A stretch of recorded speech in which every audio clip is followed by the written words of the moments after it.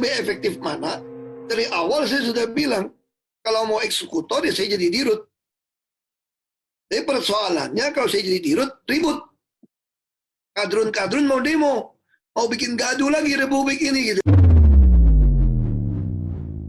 Kepada temanku Ahok, saya ingin menyampaikan pesan. Ada hal yang berbeda ketika pejabat publik bicara dengan masyarakat umum bicara. Pilih-pilih kata ya. Saya secara pribadi, selaku teman, ide Anda, cara berpikir Anda, bahkan tindakan Anda, saya suka. Namun, dalam komunikasi publik mungkin kita berdua ada samanya, yaitu harus memperbaiki. Namun, saya bukan pejabat publik. Kita sering meledak-meledak dan menggunakan gaya bahasa khas daerah kita. Saya dari Jawa Timur, yang sering ancuk-ancuk dan diamput-diamput. Tapi itu bukan makian penghinaan, itu memang bahasa pergaulan yang menunjukkan kekesalan pakai penekanan dan ketok dalam marahnya. Anda dari Belitung, di mana Anda sendiri sering mengatakan saya ini triple minoritas, sudah keturunan Cina, orang daerah Belitung, Kristen lagi, dan Anda katakan itu sambil bergurau. Itu khas Pak Ahok. Bahkan sewaktu mengatakan dalam tanda petik kalau saya jadi dirut Pertamina kadrun bisa demo, itu saya anggap candaan. Namun sebagai pejabat publik ini bisa diterima lain, bisa diterima sebagai serangan terhadap komunitas keturunan Arab. Istilah kadrun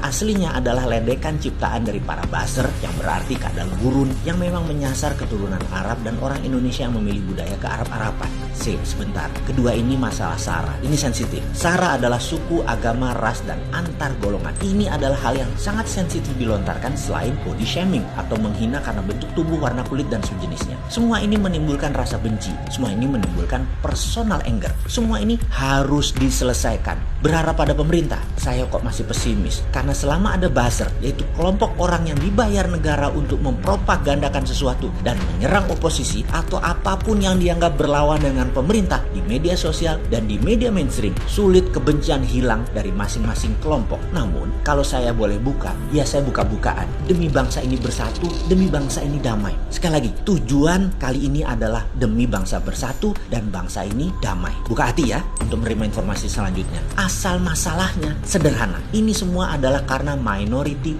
syndrome, sindrom kaum minoritas. Sabar, jangan kesel dulu. Baru dibuka dikit sudah lompat pikirannya berasumsi negatif. Sudah bete, sing sabar.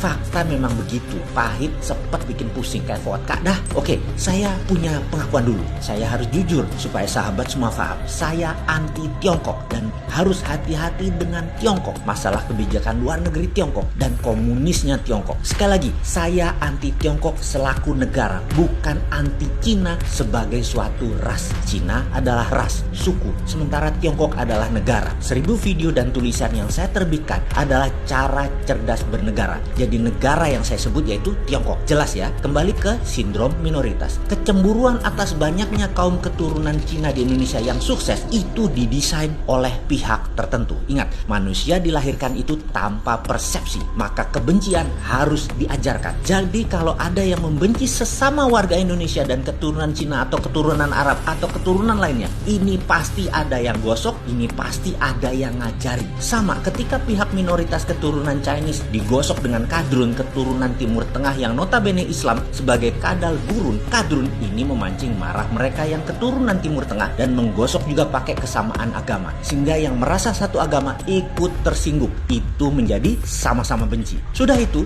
yang minoritas keturunan Chinese yang juga Kristen dekat dengan pemerintahan saat ini seakan-akan dirangkul, sementara yang di seberang sudah dikadrun-kadrunkan, tidak diakomodir sama sekali oleh pemerintah. Dan sekali lagi, ini persepsi dan ini diprovokasi. Jadi mayoritas yang umum, yang kebanyakan, yang di tengah dalam tanda petik kebisingan, itu 5% populasi di sebelah kiri luar, perang lewat sosmed dan media lain dengan 5% populasi kanan luar. Wes cocok iki, dipiara lagi, didiemin lagi, damaikan bos kalau Anda benar-benar jadi pemimpin yang agung dan baik. Ini herannya lagi, ini dipelihara sejak Pilkada DKI tahun 2017 dan belum disembuhkan. Nah ini niat bernegara nggak sih kalian? Aduh ampun deh, selesaikan secara adat. Dan sekali lagi, untuk temanku Pak Ahok, jangan sensitif bercandanya, menyebut SARA. Pokoknya semua pejabat publik, bukan hanya teman saya Pak Ahok, kalian semua sing sabar jadi pejabat. Rakyat memang begitu. Dari sisi rakyat, ya pinter-pinter dikit lah melihat masalah dan informasi. Jangan cepet-cepet nge-share hal-hal yang nggak penting. Yang 90% di tengah, gara-gara nggak diselesaikan perang kiri kanan ini, jadi nggak bisa dagang, nggak bisa tidur, nggak bisa mikir, kayak orang patah hati ditinggal kekasih. Wis tenang, sabar, sing sabar semuanya ya. Cara menyelesaikannya bagaimana? Nah ini, kita ini bukan pejabat, bapak bangsa bukan, disuruh selesaikan masalah aja kerjanya. Tapi siap, oke, begini sarannya. Saya pernah ceritakan namun saya coba ulas dari sisi yang lain. Yang cerita adalah mantan ajudan Pak Benny Murdani, yang sekarang sudah pensiun berbintang 2 di pundaknya, seorang yang pintar dan santun. Pengalamannya sebagai dubes Tiongkok atas pertahanan Inggris Amerika membuatnya sedikit dari putra bangsa yang paham kekuatan 3 negara tersebut dalam percaturan global. Karena saya pengen dia menjadi Menlu, Menteri Luar Negeri, pemimpin pejambon. Kalau nggak bisa sekarang, ya nanti juga ada kesempatan. Suatu hari Pak Benny yang dicalonkan Pak Harto untuk menjadi wakil presiden menghadap Pak Harto, tentunya ditemani sang ajudan. Ketika berhadapan dengan Pak Harto, Pak Benny mengatakan tidak bersedia menjadi wakil presiden yang oleh Pak Harto tidak dipertanyakan pernyataan tersebut. Dan kemudian Pak Harto memilih Pak Sudarmono menjadi wakil presiden. Sang ajudan bingung atas pilihan Pak Benny tersebut. Dia yang tadinya bersemangat karena bakal jadi aspri atau ajudan wapres mendadak balik ke barak lagi. Sebulan berlalu, dia ada kesempatan berdua santai dengan Pak Benny, maka hal ini ditanyakan yang selama 1 bulan dia tunggu-tunggu momen ini, yaitu bertanya mengapa Pak Benny menolak tawaran untuk menjadi wakil presiden Indonesia. Maka ia menirukan perkataan Pak Benny dengan nada keras, ciri Pak Benny.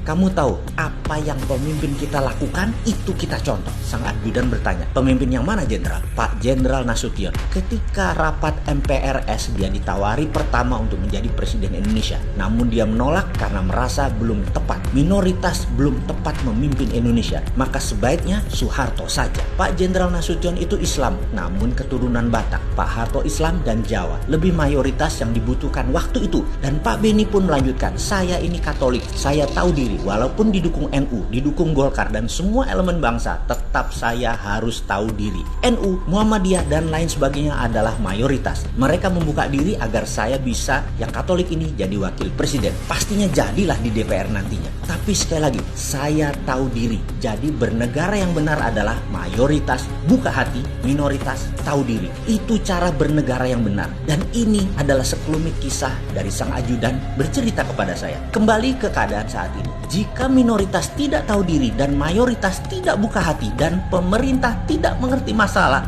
bubrah bangsa ini. Wes, paham masalahnya? Ya sudah, beneri sekarang.